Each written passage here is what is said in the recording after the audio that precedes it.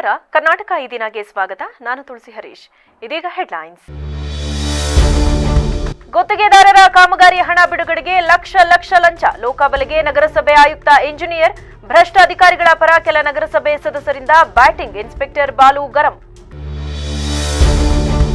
FDA ವಿರುದ್ಧ ಲಂಚ ಬೇಡಿಕೆ ಕೂಗು. ಖಾಸಗಿ ಶಾಲಾ ಮುಖ್ಯಸ್ಥರ ಗಂಭೀರ ಆರೋಪ. ಸಸ್ಪೆಂಡ್ ಆಗಿದ್ದರೂ ಕರ್ತವ್ಯ ನಿರ್ವಹಣೆ. ಕಾಫಿ ತೋಟದ ಮಾಲೀಕರ ವಿರುದ್ಧ ಬಾಂಗ್ಲಿಗರು ತಿರುಗಿ ಬಿದ್ದಿರುವ ಉದಾಹರಣೆ ಇದೆ. ಕೂಲಿ ಕೆಲಸಕ್ಕೆ ಬಾಂಗ್ಲಾದೇಶಿಯರ ಮೇಲಿನ ವ್ಯಾಮೋಹ ಬಿಡಬೇಕು. ಶ್ರೀರಾಮ ಸೇನೆ ಸಂಸ್ಥಾಪಕ ಪ್ರಮೋದ್ ಮುತಾಲಿಕ್ ಮನವಿ. ಸರ್ಕಾರಿ ಗೋಮಾಳ ಜಾಗ ಕಬಳಿಸಿ ಅಕ್ರಮ ಲೇಔಟ್ ನಿರ್ಮಾಣ. ವಕೀಲರ ತಂಡ ದೂರು. ಉನ್ನತ ತನಿಖೆಗೆ ಸರ್ಕಾರದಿಂದ ತಂಡ ರಚನೆ. ರಸ್ತೆ ನಾಮಫಲಕ ಕಿತ್ತು ಬಿಸಾಕಿರುವ ವ್ಯಕ್ತಿ ವಿರುದ್ಧ ಆಕ್ರೋಶ. ಶ್ರೀರಾಮನಗರ ನಿವಾಸಿಗಳಿಂದ ಮರು ನಾಮಫಲಕ ಅಳವಡಿಕೆ. ಘಟನೆ ಮುಂದುವರೆದರೆ ಉಗ್ರ ಪ್ರತಿಭಟನೆಯ ಎಚ್ಚರಿಕೆ.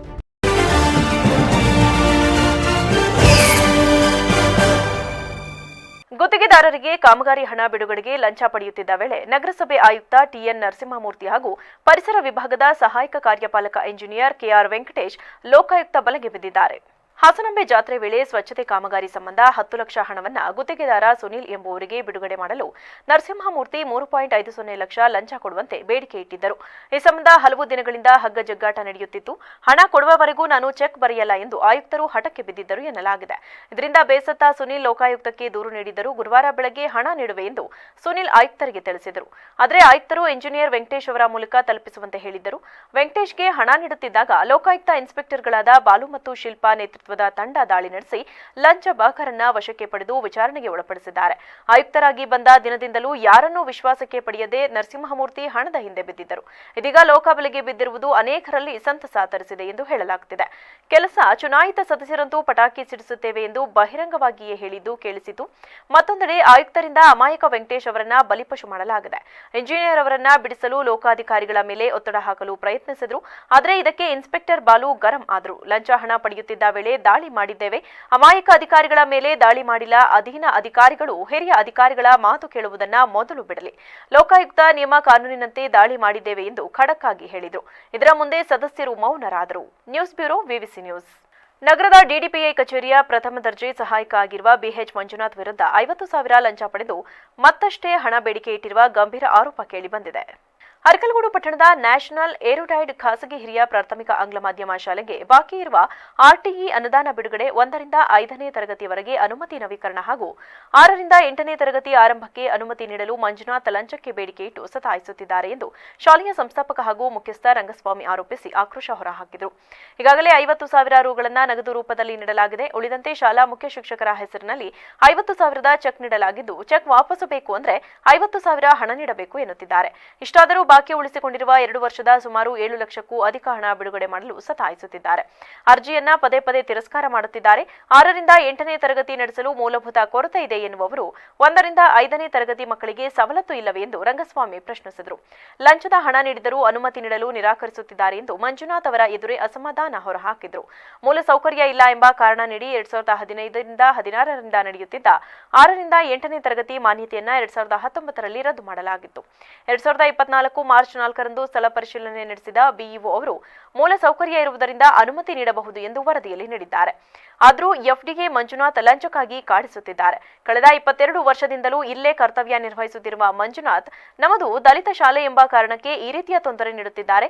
ಆದರೆ ಜಿಲ್ಲೆಯಲ್ಲಿ ಎಷ್ಟೋ ಶಾಲೆಗಳು ಸರ್ಕಾರದ ನಿಯಮಾವಳಿಯಂತೆ ನಡೆಯುತ್ತಿಲ್ಲ. ಶೌಚಾಲಯ, ಕುಡಿಯುವ ನೀರು ಇತ್ಯಾದಿ ಮೂಲಭೂತ ಸೌಲಭ್ಯ ಇಲ್ಲ. ಆದರೂ ಅವುಗಳು ಮುಂದುವರಿಯಲು ಅನುಮತಿ ನೀಡಿದ್ದಾರೆ. ಇನ್ನಾದರೂ ನಮಗೆ ನ್ಯಾಯ ಸಿಗದೇ ಇದ್ರೆ ಕಾನೂನು ಹೋರಾಟ ಮಾಡುವ ಎಚ್ಚರಿಕೆ ನೀಡಿದರು. News bureau, VVC news. Doddamagge ರೋಡ್ಗೆ ಶಾಲೆ ಶಿಫ್ಟ್ ಮಾಡ್ಕೊಂಡಿದ್ದಾರೆ. ಶಾಲೆ ಶಿಫ್ಟ್ ಮಾಡ್ಕೊಳ್ಳಿಕ್ಕೆ ಸರ್ಕಾರದ ಅನುಮತಿ ಬೇಕು ಸರ್. ಅನುಮತಿ ಬೇಕಾದಾಗ ವಿತೌಟ್ ಪರ್ಮಿಷನ್ ಮಾಡೋಂಗಿಲ್ಲ. ಸೊ ಅವಾಗ ನಾವು DDPI ಕೂಡ ಇದ್ರ ಪ್ರಪೋಸಲ್ ಕೊಡಿಯಪ್ಪ ಅಂತೇಳಿ ಕೇಳಿದ್ವಿ. ಇವರು ಅಲಿಲೇಷನ್ ಆಗಿರತಕ್ಕಂಥ ಲ್ಯಾಂಡ್ ಕೊಡಬೇಕು, ಲ್ಯಾಂಡನ್ನು ಕೊಟ್ಟಿಲ್ಲ. ಅಲ್ಲಿ ಕೊಟ್ಟಿಲ್ಲ. ವಿತೌಟ್ ಪರ್ಮಿಷನ್ನು ಸರ್ಕಾರ ಆದೇಶ ವಿರುದ್ಧವಾಗಿ ನೋಂದಣಿ ಮಾಡ್ಕೊಂಡು ಶಿಫ್ಟ್ ಮಾಡ್ಕೊಂಡಿದೆ ಸರ್. ಶಿಫ್ಟ್ ಮಾಡಿದಂಥ ಶಾಲೆಗಳಿಗೆ ಸರ್ಕಾರದ ಅನುಮತಿ ಆದಮೇಲೆ RTI ದುಡ್ಡು ಕೊಡಲಿಕ್ಕೆ ಅವಕಾಶ. ಮತ್ತು ಮಾನ್ಯತೆ ನವೀಕರಣ ಅಷ್ಟೇ.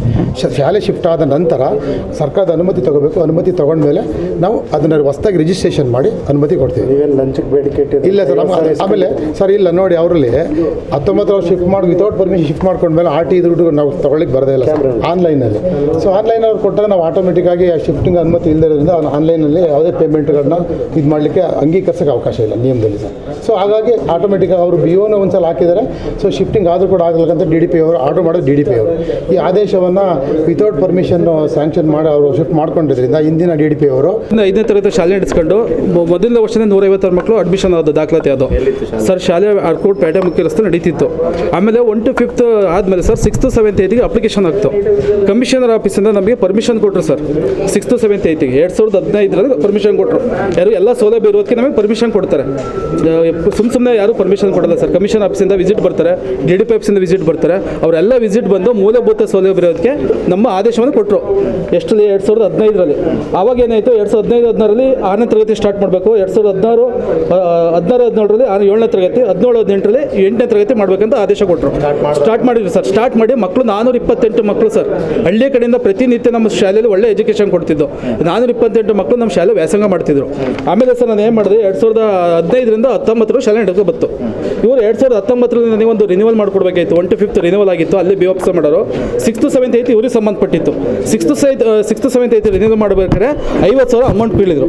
50,000 ಅಮೌಂಟ್ ಸಮೇತ ಕಾಫಿ ತೋಟದ ಮಾಲೀಕರು ಕೂಲಿ ಕೆಲಸಕ್ಕೆ ಬಾಂಗ್ಲಾದೇಶಿಯರ ಮೇಲಿನ ವ್ಯಾಮೋಹ ಬಿಡಬೇಕಿದ್ದು ಕಾರ್ಮಿಕರ ವ್ಯವಸ್ಥೆಯನ್ನ ಸಂಘಟನೆ ವತಿಯಿಂದ ಮಾಡಲಾಗುವುದೆಂದು ಶ್ರೀರಾಮ ಸೇನೆ ಸಂಸ್ಥಾಪಕ ಪ್ರಮೋದ್ ಮುತಾಲಿಕ್ ತಿಳಿಸಿದರು.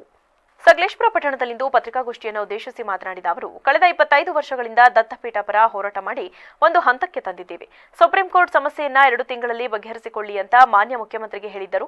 ಆದರೆ ಈ ಸರ್ಕಾರ ಗೊಂದಲ ಸೃಷ್ಟಿ ಮಾಡುತ್ತಿದೆ. ಹೀಗಾಗಿ ಕರ್ನಾಟಕದ ಸರ್ಕಾರದ ನಿಲುವನ್ನ ನಾನು ಖಂಡಿಸುತ್ತೇನೆ. ಕಾಂಗ್ರೆಸ್ ಸರ್ಕಾರ ಓಲೈಕೆ ರಾಜಕಾರಣ ಬಿಟ್ಟು ದತ್ತಪೀಠವನ್ನ ಹಿಂದೂಗಳಿಗೆ ಒಪ್ಪಿಸಬೇಕು. ಸಾವಿರಾರು ವರ್ಷಗಳಿಂದ ಗೋವನ್ನ ನಾವು ಪೂಜಿಸುತ್ತಾ ಬಂದಿದ್ದೇವೆ. ಆದರೆ ಹಿಂದೂಗಳ ಭಾವನೆಗೆ ಧಕ್ಕೆ ತರುವ ನಿಟ್ಟಿನಲ್ಲಿ ನಿರಂತರವಾಗಿ ಗೋಹತ್ಯೆ ಮಾಡಲಾಗುತ್ತಿದೆ. ಈ ಹಿನ್ನೆಲೆಯಲ್ಲಿ ಗೋವನ್ನ ಕಡಿಯುವರು ಇದೇ ರೀತಿ ಮುಂದುವರೆದರೆ ತಕ್ಕ ಪಾಠ ಕಲಿಸಬೇಕಾಗುತ್ತದೆ ಎಂದು ಎಚ್ಚರಿಸಿದ ಅವರು, ಮಲೆನಾಡು ಭಾಗದ ಕಾಫಿ ತೋಟಗಳಲ್ಲಿ ಕೂಲಿ ಕಾರ್ಮಿಕರ ಸೋಜಿನಲ್ಲಿ ಅಕ್ರಮವಾಗಿ ಬಾಂಗ್ಲಾದೇಶಿಯರು ನೆಲೆಸಿದ್ದಾರೆ. ಇವರನ್ನ ಹೊರಹಾಕುವ ಕೆಲಸ ಮಾಡದಿದ್ದಲ್ಲಿ ಸ್ಥಳೀಯವಾಗಿ ಅಶಾಂತಿ ಉಂಟಾಗುವುದರಲ್ಲಿ ಅನುಮಾನವಿಲ್ಲ. ಕಾಫಿ ಎಸ್ಟೇಟ್ಗಳ ಮಾಲೀಕರಿಗೆ ಕೈ ಮುಗಿದು ಮನವಿ ಮಾಡುತ್ತೇನೆ. ನಮ್ಮ ದೇಶ ಉಳಿಸುವ ಕೆಲಸ ಮಾಡಿ ಕೆಲಸಕ್ಕೆ ಬಾಂಗ್ಲಾದೇಶಿಯರನ್ನ ತೆಗೆದುಕೊಳ್ಳಬೇಡಿ.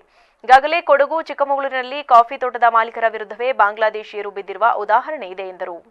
Allele Akbar, BBC news, Sakleshpur. ಗೋರಕ್ಷಣೆ ಸಾವಿರಾರು ವರ್ಷದಿಂದ ಗೋಮಾತೆಯನ್ನು ನಾವು ಪೂಜೆ ಮಾಡ್ತಾ ಬಂದಿದ್ದೀವಿ. ಬರೇ ಪೂಜಾ ಪ್ರಾಣಿ ಅನ್ನುವಂಥದ್ದಷ್ಟೇ ಅಲ್ಲ, ಅದು ನಮಗೆ ಔಷಧಿ, ಆರ್ಥಿಕತೆ, ಕೆಲಸ, ಹೀಗೆ ಅನೇಕ ನಮಗೆ ಉಪಯೋಗ ಆಗುವಂತಹ ಕಾಮಧೇನು ಅಂತನ್ನುವಂಥದ್ದು ನಾವೇನು ಇದು ಮಾಡಿದ್ದೀವಿ. ಸೊ ಆ ಹಿನ್ನೆಲೆಯಲ್ಲಿ ನಾವು ಅದನ್ನು ಪೂಜೆ ಮಾಡ್ತಾ ಇದ್ದೀವಿ, ಅದನ್ನು ಸಂರಕ್ಷಣೆ ಮಾಡ್ತಾ ಇದ್ದೀವಿ. ಕೃಷಿ ಪ್ರಧಾನವಾದಂತಹ ಈ ದೇಶದಲ್ಲಿ ಇವತ್ತು ಅತ್ಯಂತ ಅನಿವಾರ್ಯ ಅವಶ್ಯಕವಾದಂತಹ ಆ ಪವಿತ್ರ ಗೋಮಾತೆಯನ್ನು ಉಳಿಸುವಂಥದ್ದು ನಾವು ಹೋರಾಟ ಮಾಡ್ತಾ ಬಂದಿದ್ದೀವಿ. ಸೊ ನಾವು ಈ ದೇಶದಲ್ಲಿ ಸನಾತನ ಧರ್ಮ, ವೈದಿಕ ಧರ್ಮ ಅಂತನ್ನುವಂಥ ಈ ದೇಶದಲ್ಲಿ ಗೋಮಾತೆಯ ರಕ್ಷಣೆಗೋಸ್ಕರ ಹೋರಾಟ ಮಾಡ್ಬೇಕಾ? ಕಾನೂನು ಮಾಡ್ಬೇಕಾ? ಏನು ಅವಶ್ಯಕತೆ ಇದೆ? ಯಾಕೆ ಮಾಡಬೇಕು? ಯಾಕೆ ಹೋರಾಟ ಮಾಡಬೇಕು?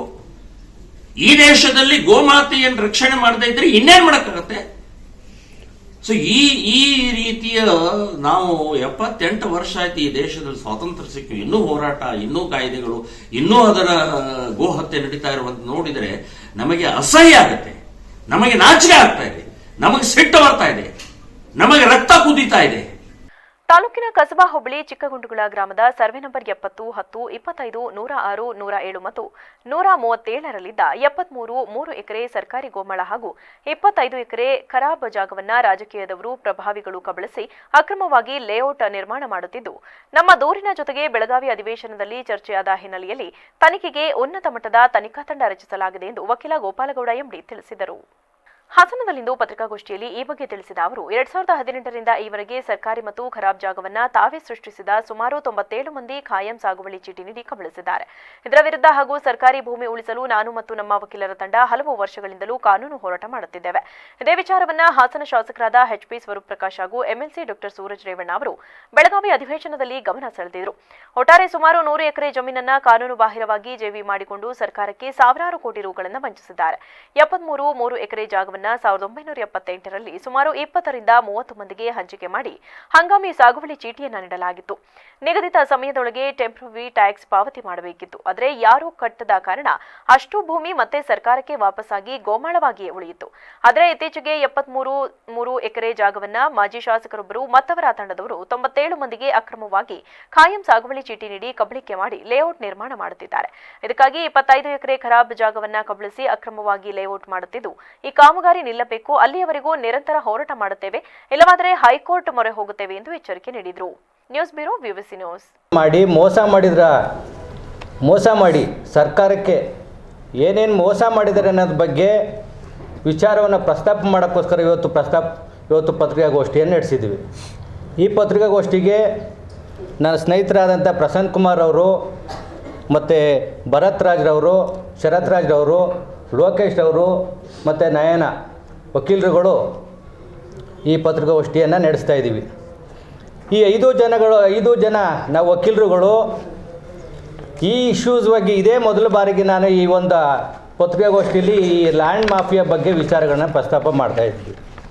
ಆದರೆ ಈ ಹಿಂದೆ ನಾವೇನು 5 ಜನ ವಕೀಲರುಗಳಿದ್ದೀವಿ, ಇದು ಒಂದೇ ವಿಚಾರಕ್ಕಲ್ಲ, ಸುಮಾರು 2018ರಿಂದಲೂ ಈ ಸರ್ಕಾರಿ ಜಾಗ ಏನಿದೆ, ಈ ಸರ್ಕಾರಿ ಜಾಗವನ್ನು ಒಡಿತಾ ಇರೋಂಥ ಲ್ಯಾಂಡ್ ಮಾಫಿಯಾದವರು, ರಾಜಕೀಯದವ್ರ ವಿರುದ್ಧವಾಗಿ ಹೋರಾಡ್ಕೊಂಡೇ ಬಂದಿದ್ದೀವಿ. ಒಂದೇ ಇಶ್ಯೂಸ್ ಅಲ್ಲ ಇದು. ಮೊದಲನೇ ಇಶ್ಯೂಸು ಕ್ರಿಶ್ಚಿಯನ್ಗೆ ಸಂಬಂಧಪಟ್ಟಂತೆ ಒಂದು ಲ್ಯಾಂಡ್ ಮಾಫಿಯಾ. ಬೇಲೂರು ಪಟ್ಟಣದ ಗೆಂಡೆಹಳ್ಳಿ ರಸ್ತೆಯ ಶ್ರೀರಾಮನಗರದ ನಾಮಫಲಕವನ್ನ ಪದೇ ಪದೇ ಕಿತ್ತು ಹಾಕುತ್ತಿದ್ದು, ಇದು ಹೀಗೆ ಮುಂದುವರೆದರೆ ಉಗ್ರ ಪ್ರತಿಭಟನೆ ನಡೆಸಲಾಗುತ್ತದೆ ಎಂದು ಶ್ರೀರಾಮನಗರದ ನಿವಾಸಿ ಸೋಮಣ್ಣ ಎಚ್ಚರಿಸಿದರು. ಕಿತ್ತು ಹಾಕಲಾಗಿದ್ದ ನಾಮಫಲಕವನ್ನ ಸ್ಥಳೀಯ ನಿವಾಸಿಗಳು ಹಾಗೂ ಗ್ರಾಮ ಪಂಚಾಯಿತಿ ವತಿಯಿಂದ ಪುನಃ ನಿರ್ಮಿಸಿ ಬುಧವಾರ ಉದ್ಘಾಟಿಸಿ ಮಾತನಾಡಿದ ಅವರು, ನಾಮಫಲಕವನ್ನ ಕಿತ್ತು ಹಾಕಿದ್ದವರು ನಮ್ಮ ಬೀದಿಯ ಸ್ಥಳೀಯ ನಿವಾಸಿ ಎಂಬುದನ್ನು ಸಿಸಿ ಕ್ಯಾಮೆರಾಗಳ ಮೂಲಕ ಖಚಿತಪಡಿಸಿಕೊಳ್ಳಲಾಗಿದೆ. ಇವರು ಒಬ್ಬ ಸರ್ಕಾರಿ ನೌಕರರಾಗಿದ್ದು ತೊಂದರೆ ಕೊಡಬಾರದು ಎಂಬ ದೃಷ್ಟಿಯಿಂದ ಸುಮ್ಮನಿದ್ದೇವೆ. ಮುಂದೆ ಇದೇ ಕೆಲಸವನ್ನ ಮತ್ತೆ ಮಾಡಿದರೆ ಪೊಲೀಸ್ ಠಾಣೆಯಲ್ಲಿ ಪ್ರಕರಣ ದಾಖಲಿಸಿ ಅವರ ವಿರುದ್ಧ ಪ್ರತಿಭಟನೆ ನಡೆಸಲಾಗುವುದೆಂದು ತಿಳಿಸಿದರು. ಸ್ಥಳೀಯ ನಾಗರಿಕ ವೆಂಕಟೇಶ್ ಮಾತನಾಡಿ, ಹನುಮಂತನಗರದ 2ನೇ ತಿರುವಿನ ರಸ್ತೆಯ ವಿಳಾಸ ಯಾರಿಗೂ ಸರಿಯಾಗಿ ಗೊತ್ತಾಗುತ್ತಿರಲಿಲ್ಲ. ಆಧಾರ್, ವೋಟರ್ ಐಡಿ ಸೇರಿದಂತೆ ಇತರೆ ದಾಖಲಾತಿಗಳಿಗೂ ವಿಳಾಸ ಕೊಡಲು ತೊಂದರೆಯಾಗುತ್ತಿತ್ತು. ವಿವಿಧ ರೀತಿಯ ಕಾಗದಗಳು ಬಂದಾಗ ವಿಳಾಸ ಗೊತ್ತಾಗದೆ ಅಂಚೆ ಸಹಾಯಕರು ಪರದಾಡುತ್ತಿದ್ದರು. ಈ ಹಿನ್ನೆಲೆ ರಸ್ತೆಗೆ ಶ್ರೀರಾಮನಗರ ಎಂದು ಹೆಸರಿಟ್ಟು ನಾಮಫಲಕ ಅಳವಡಿಸಿಕೊಂಡಿದ್ದೆವು. ಈ ನಾಮಫಲಕವನ್ನ 2 ಬಾರಿ ಉದ್ದೇಶಪೂರ್ವಕವಾಗಿ ಕಿತ್ತು ಹಾಕಲಾಗಿ ಈಗ ಮತ್ತೆ ಹಾಕಿದ್ದೇವೆ ಎಂದರು. Dinesh Bellavara, VVC news, Belur. 10ನೇ ತರಗತಿ ವಿದ್ಯಾರ್ಥಿಗಳು ಪರೀಕ್ಷೆ ಎದುರಿಸುವುದು ಹೇಗೆ ಎಂಬ ಬಗ್ಗೆ rotary club of Hassan royal ವತಿಯಿಂದ ವಿಶೇಷ ಪ್ರೇರಕ ಉಪನ್ಯಾಸ ಹಮ್ಮಿಕೊಳ್ಳಲಾಗಿದೆ ಎಂದು ಕ್ಲಬ್ನ ಅಧ್ಯಕ್ಷ ರೋಟರಿ ಸಚಿನ್ ಯುವಿ ತಿಳಿಸಿದರು. ಹಾಸನದಲ್ಲಿಂದು ಪತ್ರಿಕಾಗೋಷ್ಠಿಯಲ್ಲಿ ಮಾತನಾಡಿದ ಅವರು, ಜನವರಿ 11ರಂದು ಬೆಳಗ್ಗೆ 10 ಗಂಟೆಗೆ ನಗರದ ಹಾಸನಾಂಬ ಕಲಾಕ್ಷೇತ್ರದಲ್ಲಿ ಆಯೋಜಿಸಿರುವ ಕಾರ್ಯಕ್ರಮದಲ್ಲಿ ಮೈಸೂರಿನ ಚೇತನ್ ರಾಮ್ ಪ್ರೇರಕ ಭಾಷಣ ಮಾಡುವರು ಎಂದರು.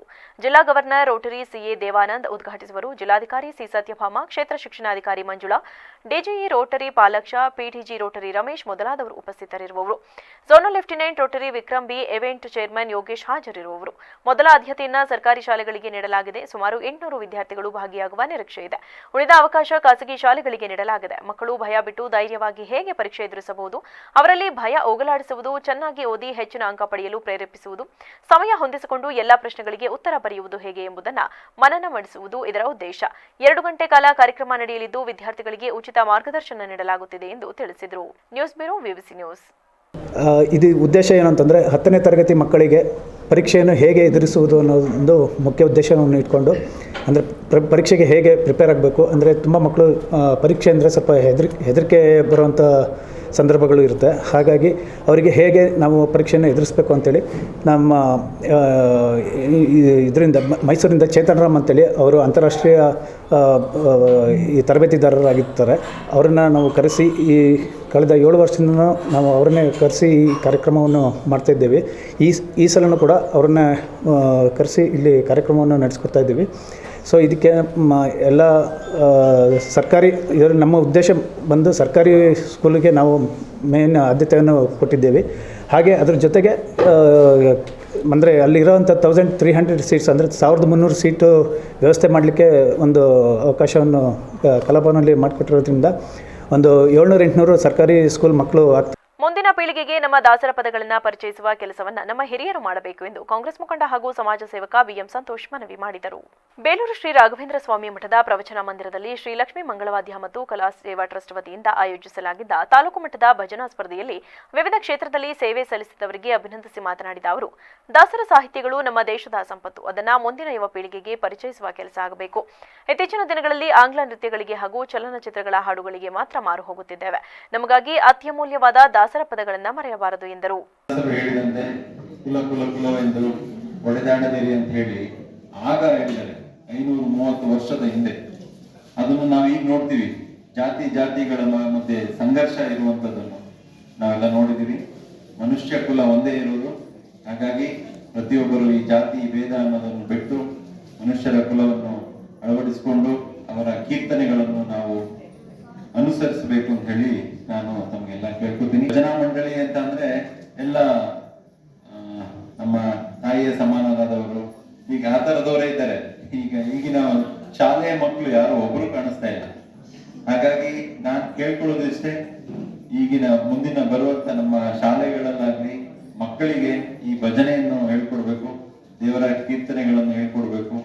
ಹಾಗೆ ಪುರಸಭೆ ಮಾಜಿ ಅಧ್ಯಕ್ಷೆ ತೀರ್ಥಕುಮಾರಿ ವೆಂಕಟೇಶ್ ಮಾತನಾಡಿ, 12ನೇ ಶತಮಾನದ ವಚನ ಸಾಹಿತ್ಯದಷ್ಟೇ ದಾಸ ಸಾಹಿತ್ಯ ಶ್ರೇಷ್ಠವಾಗಿದೆ. ಕನ್ನಡ ಸಾಹಿತ್ಯದಲ್ಲಿ ಅನೇಕ ಜ್ಞಾನ ಪರಂಪರೆಗಳಿದ್ದು, ವಚನ ಸಾಹಿತ್ಯ, ದಾಸ ಸಾಹಿತ್ಯ, ಅನುಭವ ಸಾಹಿತ್ಯಗಳು ಕನ್ನಡ ಸಾಹಿತ್ಯಕ್ಕೆ ತಿಲಕ ಇದ್ದಂತೆ. ದಾಸ ಸಾಹಿತ್ಯದ ಪರಂಪರೆಯನ್ನ ಯುವ ಜನಾಂಗಕ್ಕೆ ಪರಿಚಯಿಸುವ ಮೂಲಕ ಅದನ್ನ ಬೆಳೆಸುವ ಕೆಲಸ ಮಾಡಬೇಕೆಂದರು. Dinesh Bellavara, VVC news, Belur. ನಮ್ಮ ಮಾಸ್ಟರ್ ಹೇಳಿದಾಗೆ ಬಹಳ ಸುಂದರವಾಗಿ ಕಾಣ್ತಾ ಇದ್ದೀರಾ. ಒಂದು ಕಾರ್ಯಕ್ರಮ ದೊಡ್ಡವ್ರದ್ದು ಅಂತ ಗೊತ್ತಾಗ್ಲಿಲ್ಲ ನಮ್ಗೆ, ಮಕ್ಕಳದು ಅನ್ಕೊಂಡೆ. ಇಲ್ಲಾದ್ರೆ ಆಗ್ಲೇ ಬಂದು ನಾನು ಕಾರ್ಯಕ್ರಮದಲ್ಲಿ ಭಾಗವಹಿಸಬಹುದಾಗಿತ್ತು. ಅನೇಕ ಸಾರಿ ಕೇಳಿಸ್ಕೊಂಡಿದ್ದೀನಿ. ನಮ್ಮ ಬೇಲೂರು ಹೇಳಿ ಕೇಳಿ ವಿಶ್ವ ಪ್ರಸಿದ್ಧಿ ಏನಕ್ಕಪ್ಪ ಶಿಲ್ಪಕಲೆಗಳ ತವರೂರು. ಆದ್ರೆ ನಾವು ಇಲ್ಲಿ ಕಲೆ ಸಾಹಿತ್ಯಕ್ಕೆ ಅತ್ಯಂತ ಮಹತ್ವ ಕೊಡಬೇಕಾಗಿದ್ದಂತಹ ಬೇಲೂರಲ್ಲಿ ಇವತ್ತು ಅಷ್ಟೊಂದು ಕಲೆ ಸಾಹಿತ್ಯಕ್ಕೆ ಮಹತ್ವ ಸಿಗ್ತಾ ಇಲ್ಲ ಅನ್ನೋದೇ ನನ್ನ ಭಾವನೆ. ಯಾಕಪ್ಪ ಅಂದ್ರೆ ಇವತ್ತು ನಮ್ಮ ಮಹಿಳೆಯರಾಗ್ಲಿ ಮಕ್ಕಳಾಗ್ಲಿ ಒಂದು ನೃತ್ಯ ತರಬೇತಿಗಳನ್ನ ನಡೆಸೋದಕ್ಕೆ ಒಂದು ಜಾಗನೇ ಇಲ್ಲ ಎಲ್ಲೂ ಸಹ. ಇರುವಂತಹ ಜಾಗದಲ್ಲಿ ನಾನು ನೋಡ್ತಾ ಇದ್ದೀನಿ, ಏನು ಭರತನಾಟ್ಯ ಹೇಳ್ಕೊಡಕ್ಕೆ ಅವರು ಶೈಲಜಾ ಮಿಸ್ ಏನೋ ಬರ್ತಾರೆ, ಅಲ್ಲಿ ಇಲ್ಲಿ ಹೇಳ್ಕೊಟ್ಟು ಹೋಗ್ತಾರೆ ಮಕ್ಕಳಿಗೆ. ಎಲ್ಲಿ ಕಲೆ ಸಾಹಿತ್ಯ ಉಳಿಸೋದಕ್ಕೆ ಬೆಳೆಸೋದಕ್ಕೆ ಸಾಧ್ಯ ಆಗುತ್ತೆ ಈ ತರ ಇದ್ದಾದಂತಹ ಸಂದರ್ಭದಲ್ಲಿ? ನಾವೇನೋ ಹಿಂದೆ ರಾಜಕೀಯ ಮಾತಾಡೋದು ಬೇಡ, ಇಲ್ಲಿ ಒಂದು ಕಾರ್ಯಕ್ರಮ. ಇಂಥ ಸಂದರ್ಭದಲ್ಲಿ ನಮ್ಗೆ ಏನು ಯುನೆಸ್ಕೋ ಪಟ್ಟಿಗೆ ಸೇರಿದೆ ಅಂತ ತಕ್ಷಣ ನಿಜವಾಗ್ಲೂ ಸಂತೋಷ ಆಯ್ತು. ದೇವಸ್ಥಾನಗಳಲ್ಲಿ ಕಳ್ಳತನ ಮಾಡಿ ಪರಾರಿಯಾಗಿದ್ದ ಓರ್ವ ಆರೋಪಿಯನ್ನ ಬಂಧಿಸಿ ಹಾಗೂ 5.5 ಲಕ್ಷ ರು ಮೌಲ್ಯದ ದೇವಸ್ಥಾನಗಳ ಆಭರಣಗಳನ್ನು ವಶಪಡಿಸಿಕೊಳ್ಳುವಲ್ಲಿ ಮಳವಳ್ಳಿ ಗ್ರಾಮಾಂತರ ಪೊಲೀಸರು ಯಶಸ್ವಿಯಾಗಿದ್ದಾರೆ. ಮಳವಳ್ಳಿ ತಾಲೂಕಿನ ಗೌಡಗೆರೆ ಗ್ರಾಮದ ವಾಸಿ ಪ್ರದೀಪ್ ಬಂಧಿತ ಆರೋಪಿ. ತಾಲೂಕಿನ ಗೌಡಗೆರೆ ಗ್ರಾಮದ ಶ್ರೀ ಬಸವೇಶ್ವರ ದೇವಸ್ಥಾನದಲ್ಲಿ 3 ಹಿತ್ತಾಳೆ ಮಂಟಪಗಳು, 18 ಹಿತ್ತಾಳೆ ಬಿರಡೆಗಳು, 3 ಹಿತ್ತಾಳೆ ಛತ್ರಿಗಳು, 1 ಹಿತ್ತಾಳೆಯ ರಥ ಕಳಸ ಹಾಗೂ ಪೇಟೆ ಮಂಚನಹಳ್ಳಿ ಗ್ರಾಮದ ಶ್ರೀ ಮೂಗದೇವಮ್ಮ ದೇವರ ದೇವಸ್ಥಾನದಲ್ಲ ಅರಿಶಿನ ಕುಂಕುಮ ಬಟ್ಟಲು, 100 ಗ್ರಾಂ ಬೆಳ್ಳಿ ತಟ್ಟೆ, 80 ಗ್ರಾಂ ಬಟ್ಟಲು, 2 ಹಿತ್ತಾಳೆ ಬಿಂದಿಗೆ ಕಳ್ಳತನವಾಗಿದೆ ಎಂದು ಪ್ರತ್ಯೇಕ ದೂರು ದಾಖಲಾಗಿದ್ದು, ದೂರಿನ ಅನ್ವಯ ಪ್ರಕರಣ ದಾಖಲು ಮಾಡಿಕೊಂಡು ಡಿವೈಎಸ್ಪಿ ಕೃಷ್ಣಪ್ಪ ಮಾರ್ಗದರ್ಶನದಲ್ಲಿ ಗ್ರಾಮಾಂತರ ಇನ್ಸ್ಪೆಕ್ಟರ್ ಮಹೇಶ್ ಮತ್ತು ಸಬ್ ಇನ್ಸ್ಪೆಕ್ಟರ್ ಶ್ರವಣದಾಸರೆಡ್ಡಿ ನೇತೃತ್ವದಲ್ಲಿ ಸಿಬ್ಬಂದಿಗಳು ತಂಡ ಕಾರ್ಯಾಚರಣೆ ಕೈಗೊಂಡು ಆರೋಪಿ ಪ್ರದೀಪ್ನನ್ನ ಬಂಧಿಸಿ ಆರೋಪಿಯಿಂದ 5.50 ಲಕ್ಷ ರು ಮೌಲ್ಯದ ಆಭರಣ ವಶಪಡಿಸಿಕೊಂಡಿದ್ದಾರೆ. ಆರೋಪಿಗಳನ್ನ ಪತ್ತೆ ಹಚ್ಚಿದ ತಂಡವನ್ನ ಜಿಲ್ಲಾ ಪೊಲೀಸ್ ವರಿಷ್ಠಾಧಿಕಾರಿಗಳು ಪ್ರಶಂಸೆಗೆ ವ್ಯಕ್ತಪಡಿಸಿದ್ದಾರೆ. News bureau, VVC news. Congress ಸರ್ಕಾರದ 5 ಗ್ಯಾರಂಟಿ ಯೋಜನೆಗಳ ಅನುಷ್ಠಾನ ಸಮಿತಿ ಸಭೆ ಟಿ ನರಸೀಪುರ ಪಟ್ಟಣದ ತಾಲೂಕು ಪಂಚಾಯಿತಿ ಸಭಾಂಗಣದಲ್ಲಿ ಯೋಜನೆ ಅಧ್ಯಕ್ಷ ಮಹದೇವ ಪ್ರಭು ಅಧ್ಯಕ್ಷತೆಯಲ್ಲಿ ನಡೆಯಿತು. ಸಭೆಯನ್ನು ಉದ್ದೇಶಿಸಿ ಅಧ್ಯಕ್ಷ ಮಹದೇವ ಪ್ರಭು ಮಾತನಾಡಿ, ಟಿ ನರಸೀಪುರ ತಾಲೂಕಿನಲ್ಲಿ ಗೃಹಲಕ್ಷ್ಮಿ, ಗೃಹಜ್ಯೋತಿ, ಶಕ್ತಿ, ಅನ್ನಭಾಗ್ಯ, ಯುವನಿಧಿ ಯೋಜನೆಗಳನ್ನು ಅಧಿಕಾರಿಗಳು 100ಕ್ಕೆ 100 ಸಮರ್ಪಕವಾಗಿ ಜಾರಿಗೊಳಿಸುವ ಮೂಲಕ ಜನತೆಗೆ ಯೋಜನೆ ತಲುಪಿಸಬೇಕಾಗಿದೆ ಎಂದು ಅಧಿಕಾರಿಗಳಿಗೆ ಸೂಚನೆ ನೀಡಿದರು. M Nagendra Kumar, ವಿವಿಸಿ news, T Narasipura. ಆ ಟೈಮ್ಗೆ ನಿಗದಿತ ಬಸ್ಗಳನ್ನ ನೀವು ಅಳವಡಿಸಬೇಕು. ಸರ್ಕಾರ, ಕಾಂಗ್ರೆಸ್ ಸರ್ಕಾರ ಯೋಜನೆಗಳನ್ನ ಮಾಡಿರೋದು ಎಲ್ಲಕ್ಕೂ ಉತ್ತಮವಾದಂಥ ಕೆಲಸ. ಎಲ್ಲ ಪ್ರತಿಯೊಬ್ಬರ ಬಡವರು ಬಗ್ಗರಿಗೂ ಎಲ್ಲರಿಗೂ ಅನುಕೂಲ ಆಗಲಿ ಅಂತಲೇ ಮಾಡಿರೋದು. ಅದರಲ್ಲಿ ಅತಿ ಹೆಚ್ಚಾಗಿ ಶಕ್ತಿ ಯೋಜನೆ ಬಂದ್ಬಿಟ್ಟು, ಶಕ್ತಿ ಯೋಜನೆಯಲ್ಲಿ ಎಲ್ಲ ಥರದಲ್ಲೂ ಸಾಕಾಗಷ್ಟು ಉಪಯೋಗನ ಪಡ್ಕೊಳ್ತಿದ್ದಾರೆ. ಎಲ್ಲ ಮಹಿಳೆಯರು ಸಹ ಪಡ್ಕೊಳ್ತಿದ್ದಾರೆ. ಅದರಲ್ಲಿ ಸಾಲ ಮಕ್ಕಳಿಗಂತೂ ಸಾಕಾಗಷ್ಟು ಅನಾನುಕೂಲಗಳಾಯ್ತದೆ. ಅನಾನುಕೂಲಗಳಾಯ್ತದೆ ಅಂದರೆ ಆ ಟೈಮಿಂಗ್ಸ್ನಲ್ಲಿ ನೀವು ಅತಿ ಹೆಚ್ಚಾಗಿ ಬಸ್ಗಳನ್ನ 9 ಗಂಟೆನ 8 ಗಂಟೆಯಿಂದನ ಏನು ಟೈಮ್ ಇರುತ್ತೆ, ಆ ಟೈಮ್ನಲ್ಲಿ ಜಾಸ್ತಿ ವೆಹಿಕಲ್ಗಳನ್ನ ಬಿಟ್ಟು ವಿದ್ಯಾರ್ಥಿಗಳಿಗೆ ಅನುಕೂಲ ಮಾಡಿಕೊಡ್ಬೇಕು.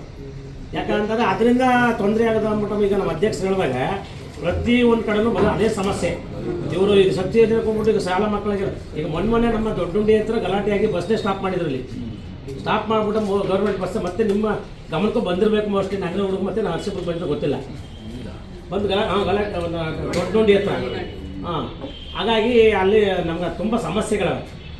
ಆ ಟೈಮಿಂಗ್ಸ್ಗಳಿಗೆ ಒಂದಷ್ಟು ಹೆಚ್ಚಾಗಿ ಬಸ್ಗಳನ್ನ ಬಿಟ್ಕೊಡಿ, ಎಲ್ಲರೂ ಅನುಕೂಲ ಆಯ್ತು. ಕುಡಿಯುವ ನೀರಿನ ಸಮಸ್ಯೆ ಮಳವಳ್ಳಿ ಪಟ್ಟಣದ ಎಲ್ಲಾ ವಾರ್ಡುಗಳಲ್ಲೂ ಉಲ್ಬಣಗೊಂಡಿದ್ದ ಹಿನ್ನೆಲೆ ಪುರಸಭೆಯ ಸದಸ್ಯರು ನೀರು ಸರಬರಾಜು ಮಂಡಳಿ ಅಧಿಕಾರಿಗಳಿಂದ ತರಾಟೆಗೆ ತೆಗೆದುಕೊಂಡ ಪ್ರಸಂಗ ಪಟ್ಟಣದ ಪುರಸಭೆ ಸಭಾಂಗಣದಲ್ಲಿ ನಡೆಯಿತು.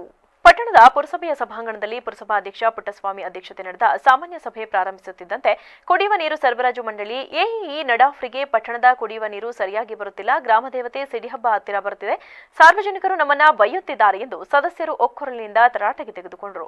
ಈ ವೇಳೆ ಪುರಸಭೆ ಸದಸ್ಯ ನೂರುಲ್ಲಾ ಮಾತನಾಡಿ, ಈ ಸಮಸ್ಯೆ ಬಗೆಹರಿಸಬೇಕಾದ್ರೆ ಬೆಳಗ್ಗೆ ನೀರು ಬಿಡುವ ಜೊತೆ ಸಂಜೆ ವೇಳೆ 1 ಗಂಟೆ ನೀರು ಬಿಡಿರಿ ಎಂದು ಸಭೆಯಲ್ಲಿ ಒತ್ತಾಯಿಸಿದರು. News bureau VVC news. ಪರಿಶೀಲನೆ ಮಾಡಿ ಏನೇನು ತೊಂದರೆ ಇದೆ ಪರಿಹಾರ ಕಂಡು ಕೂತ್ಕೊಂಡು 15-24 ಗಂಟೆ ಊಟ ಮಾಡ್ತೀವಿ ಹೋಗುದಾ? ಏನಂತಾದ್ರೆ ಇವರು ಡಿಎಂಎ ವೈಸ್ ಡ್ರಾಯಿಂಗ್ ಏನಿದೆ ಆ ಪ್ರಕಾರ ಮೊದಲು ಪೈಪ್ ಲೈನ್ ಕ್ಲಿಯರ್ ಮಾಡಬೇಕು ಸರ್. ಎಲ್ಲೆಲ್ಲಿ ವಾಲ್ ಹಾಕ್ಬೇಕು, ಮೇನ್ ಪ್ರಾಬ್ಲಮ್ ಹೇಳಿದ ಕಡೆ ಹೋಗಿ ಕೆಲಸ ಮಾಡೋ ಬದಲು ಡ್ರಾಯಿಂಗ್ ಏನಿದೆ ಡಿಎಂಎ ವೈಸ್ ಪೈಪ್ ಲೈನ್ಗಳನ್ನ ಚೆಕ್ ಮಾಡಿ ವಾಲ್ಗಳಾಕಿ ಮಾಡ್ಬೇಕು ಸರ್. ಮತ್ತೆ ಈಗ ಓವರ್ ಹೆಡ್ ಟ್ಯಾಂಕರ್ಗಳೇ ಇದಿಲ್ಲ, ಲೀಕ್ ಆಗ್ತಾ ಇದೆ, ಆ ವಾಲ್ಗಳನ್ನ ಚೇಂಜ್ ಮಾಡ್ಕೊಡಿ. ಡೆಪಾಸಿಟ್ ಆಗಿದ್ದ ನಾವು ಅಮೌಂಟ್ ಬಂತಾ ಅದು ಆಕ್ಷನ್ ಪ್ಲಾನ್ ಅಪ್ರೂವ್ ಆಗಿ ಅದು ಆಕ್ಷನ್ ಪ್ಲಾನ್ ಮಾಡ್ತೀವಿ. ಮತ್ತೆ ನೀವು ಈ ತರ ಟೆಕ್ನಿಕಲ್ ಆಗಿ ಪ್ರಾಬ್ಲಮ್ ನ ಸಾಲ್ವ್ ಮಾಡ್ಬೇಕೇ ಹೊರತು ಯಾರೋ ಒಬ್ರು ಹೇಳಿದ್ರು. ಕೊನೆಯಲ್ಲಿ ಮತ್ತೊಮ್ಮೆ ಹೆಡ್ಲೈನ್ಸ್. ಗುತ್ತಿಗೆದಾರರ ಕಾಮಗಾರಿ ಹಣ ಬಿಡುಗಡೆಗೆ ಲಕ್ಷ ಲಂಚ, ಲೋಕಾಬಲೆಗೆ ನಗರಸಭೆ ಆಯುಕ್ತ ಇಂಜಿನಿಯರ್, ಭ್ರಷ್ಟ ಅಧಿಕಾರಿಗಳ ಪರ ಕೆಲ ನಗರಸಭೆ ಸದಸ್ಯರಿಂದ ಬ್ಯಾಟಿಂಗ್, ಇನ್ಸ್ಪೆಕ್ಟರ್ ಬಾಲು ಗರಂ. ಎಫ್ಡಿಎ ವಿರುದ್ಧ ಲಂಚ ಬೇಡಿಕೆ ಕೂಗು, ಖಾಸಗಿ ಶಾಲಾ ಮುಖ್ಯಸ್ಥರ ಗಂಭೀರ ಆರೋಪ, ಸಸ್ಪೆಂಡ್ ಆಗಿದ್ದರೂ ಕರ್ತವ್ಯ ನಿರ್ವಹಣೆ.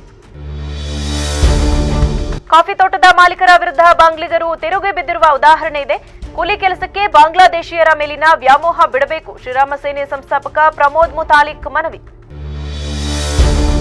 ಸರ್ಕಾರಿ ಗೋಮಾಳ ಜಾಗ ಕಬಳಿಸಿ ಅಕ್ರಮ ಲೇಔಟ್ ನಿರ್ಮಾಣ, ವಕೀಲರ ತಂಡ ದೂರು, ಉನ್ನತ ತನಿಖೆಗೆ ಸರ್ಕಾರದಿಂದ ತಂಡ ರಚನೆ. ರಸ್ತೆ ನಾಮಫಲಕ ಕಿತ್ತು ಬಿಸಾಕಿರುವ ವ್ಯಕ್ತಿ ವಿರುದ್ಧ ಆಕ್ರೋಶ, ಶ್ರೀರಾಮನಗರ ನಿವಾಸಿಗಳಿಂದ ಮರು ನಾಮಫಲಕ ಅಳವಡಿಕೆ, ಘಟನೆ ಮುಂದುವರೆದರೆ ಉಗ್ರ ಪ್ರತಿಭಟನೆಯ ಎಚ್ಚರಿಕೆ. ಕ್ಷಣ ಸುದ್ದಿಗಾಗಿ ನೋಡ್ತಾ ಇರಿ ವಿವಿಸಿ ಟಿವಿ, ಇದು ಜನರ ಧ್ವನಿ, ಸತ್ಯದ ಕಡೆ ನಮ್ಮ ನಡೆ.